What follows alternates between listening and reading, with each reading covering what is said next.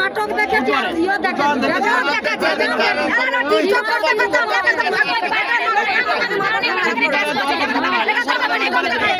কিন্তু রবিবারে টাকা দিল না, এখন আজকে দিবে বলছে।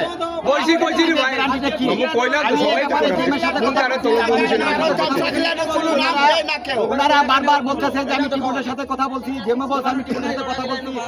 এখানে আমি বলছি যে দেখো আমাদের 4টা বাগান আছে, আমাদের 4টা বাগান আছে, বিলাসছড়া আছে, রমনবাগ আছে, বাচারি আছে, কাশীপুর আছে, সবগুলো ফাইলে উনি আমার দেড়ছড়া আছে, সবগুলো উঠছে টিপনে ফাইলে টেবিলে। কিন্তু আমাদের 4টা বাগানে হয়ে গেল। কারণ কি আমরা কি অপরাধ করলাম? আমরা কি অপরাধ করলাম চা শ্রমিকেরা? আমরা তো সব বাগানের সাথে তার সাথে তো আমরা একই আছি। তারা যে পাতা তুলতে আছে আমরাও পাতা তুলতেছি, আমরা না পাতা তুলতেছি, কিবোর্ড যাইতেছে, কিন্তু আমাদের পেমেন্ট ওদেরকে পেমেন্ট দিতে আছে, আমাদের পেমেন্ট দিতে আছে না। কারণ কি আমরা কি অপরাধ করলাম? আমি যে বললাম আমি কিবোর্ডে বলছি, আমি সচিবরে বলছি, আমি আজকে ম্যাডামকে বলছি, সবাইকে বলছি, কালকে পশু এই ধরনের আমরা করতে থাকবো। আমি সব এই বাগানের যারা আছেন আপনি দেখেন চা শ্রমিকেরা দেখেন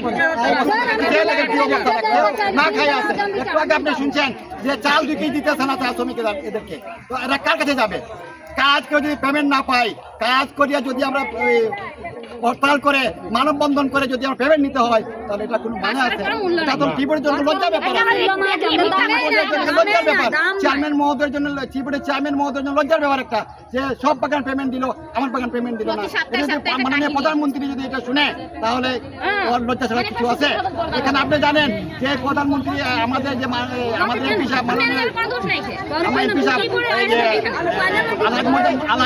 আলহাজ মুজিবুর রহমান চৌধুরী, উনি কিন্তু চা শ্রমিকের কথা বারবার সংশোধনী বলছেন। এদের যে অবস্থা, এদের পিছিয়ে আছে, এদেরকে আগায় নেওয়ার জন্য মাননীয় প্রধানমন্ত্রীর কাছে উনি দাবি জানাইছে। কিন্তু তারপরেও এই টি বোর্ডের যে কর্মকর্তারা আছে, এরা বিভিন্ন কায়দায় এরা কিন্তু আমাদেরকে ঠকাইতেছে।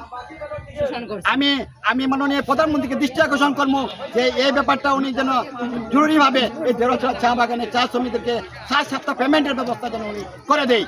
আর যেহেতু এখানে প্রধানমন্ত্রী যেহেতু আছে, উনি টিপুর সাথে কথা বলে, চেয়ারম্যানের মহোদয়ের সাথে কথা বলে, দ্রুত সময়ের মধ্যে আজকের ভিতরে উনি যেন আমাদেরকে সব পেমেন্টগুলো ব্যবস্থা করে দেয়।